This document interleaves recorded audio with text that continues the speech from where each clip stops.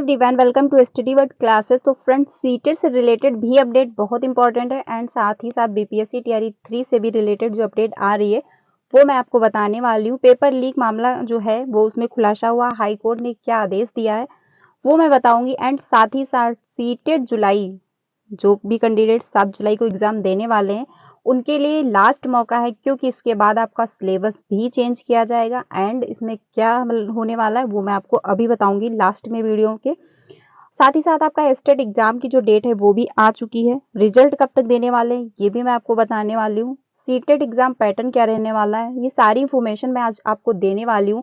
तो ये video CTET candidate वालों के लिए काफ़ी इंपॉर्टेंट बन जाती है एंड साथ ही साथ स्टेट एग्जाम वाले जितने भी कैंडिडेट हैं पेपर देने वाले हैं उनका जो एग्जाम है मई में देखने को मिलेगा।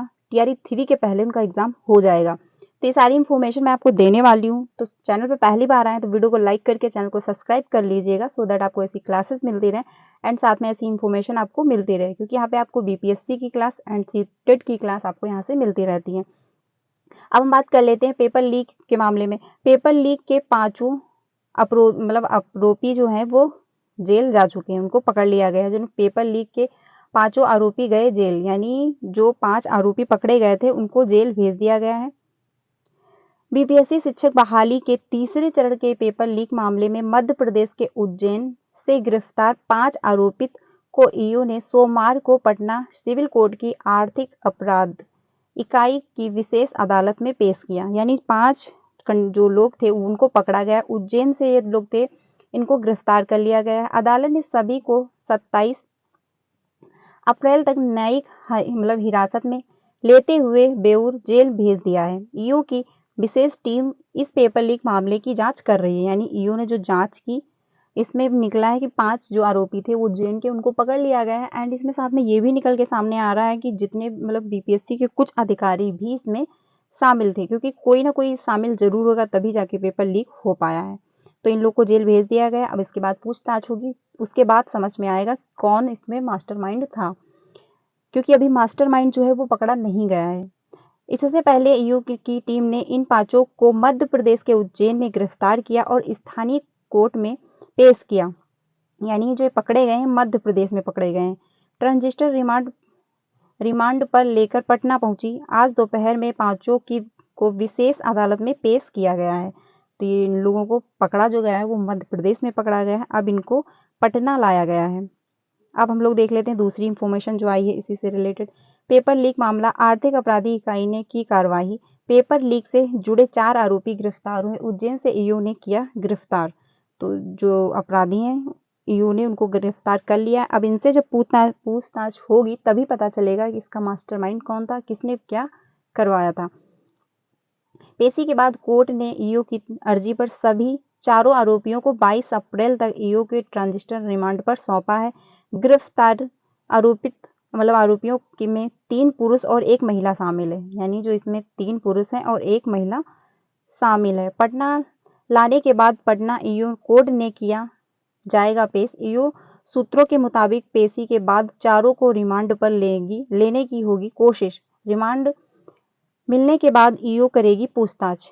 यानी जब इनसे पूछताछ होगी, क्योंकि उन्हें पटना हाई कोर्ट में पेश किया जाएगा, उसके बाद जब ईओ इनसे पूछताछ करेगी तब जाके निकलेगा हाँ कौन इसमें कौन कौन शामिल थे और कैसे क्या प्रोसेस सारा हुआ है।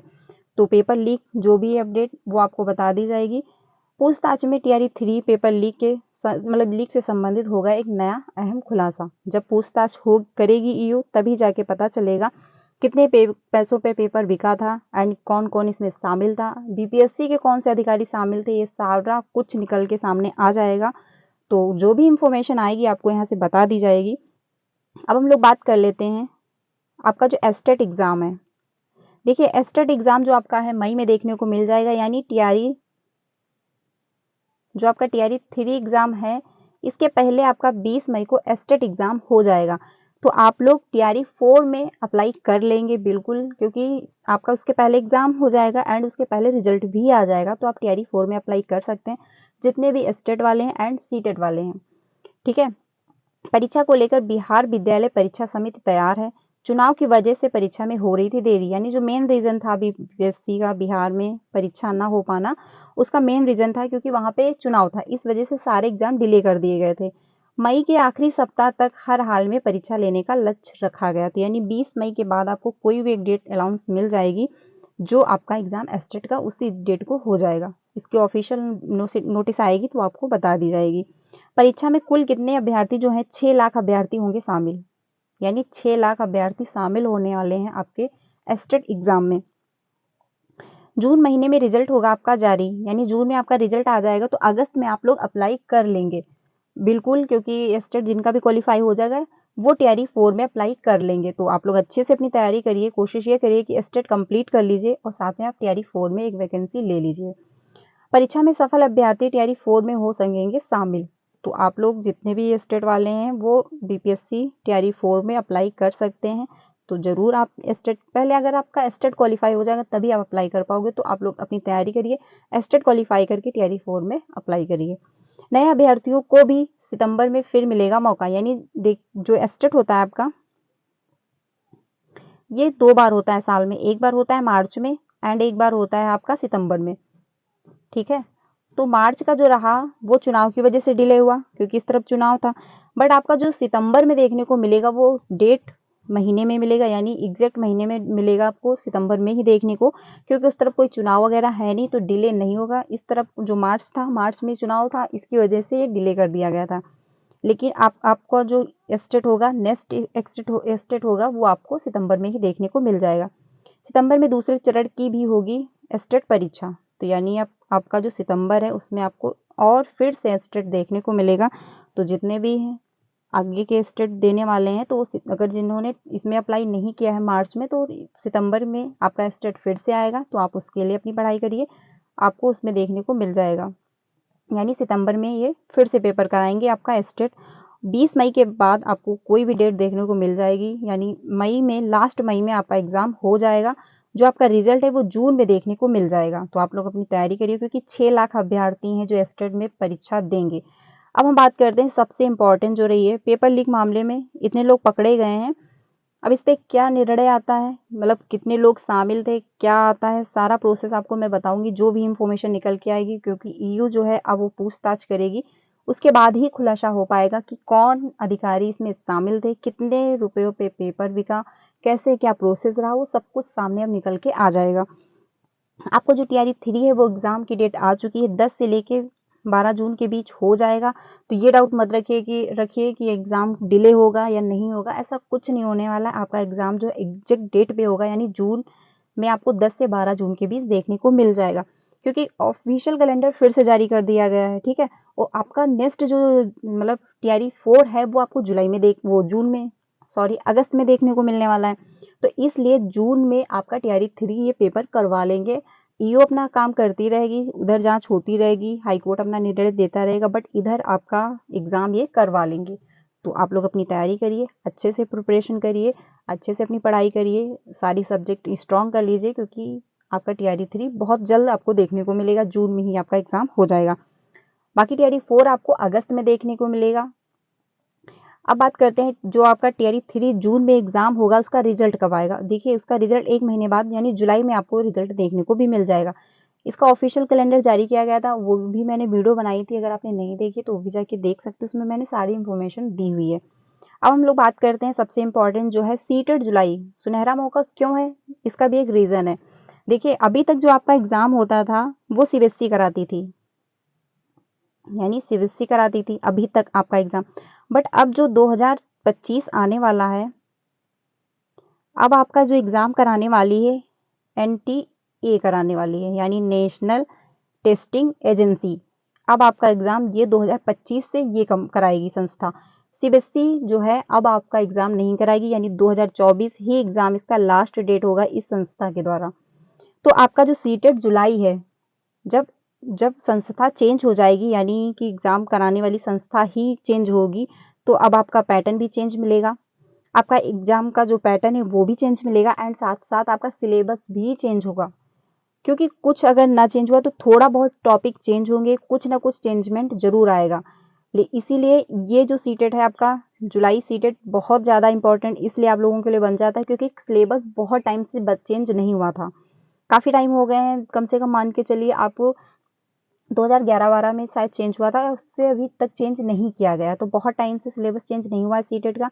तो अभी आपके पास मौका है, इस बार सीटेट जुलाई किसी भी हालत में आप क्लियर कर लीजिए, क्योंकि इसके बाद आपको पैटर्न भी चेंज मिलेगा एंड आपका सिलेबस भी चेंज होगा, तो वो ऊपर से जाएगा, फिर वहाँ पे दिक्कत होगी। तो आप लोग सीटेट जुलाई 100% कंप्लीट कर लीजिए। उसके बाद आपको टीआरई 4 भी देखने को मिल रहा है, तो उसमें आप लोग अभी अप्लाई कर सकते हैं। आपके पास दो दो इससे मतलब दो दो ऑफर मिल रहे हैं, क्योंकि पहली बात तो संस्था चेंज हो जाएगी, तो आपका सिलेबस और पैटर्न सब कुछ चेंज मिलने वाला है, तो वो भी आपके लिए दिक्कत खड़ी करेगा। और अगर आपने सीटेट क्लियर कर लिया तो टीआरई 4 आपको अच्छी खासी वैकेंसी देखने को मिल रही है। तो इस बार सीटेट क्लियर होना बहुत ही ज़्यादा ज़रूरी है, तो आप लोग अपनी प्रिपरेशन करिए। सीटेट के अगर क्वालिफाई करना है तो आप प्रैक्टिस भरपूर करिए, प्रैक्टिस करके आप सीटेट क्लियर कर सकते हैं। पहले आप थ्योरी कंप्लीट करिए, उसके बाद प्रैक्टिस करिए।